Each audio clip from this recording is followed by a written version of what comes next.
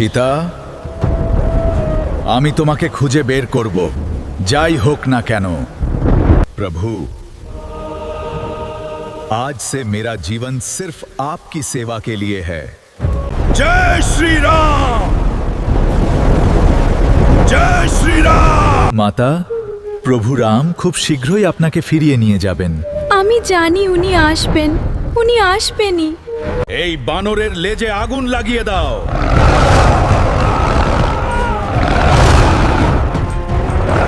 Joy Shri Ram.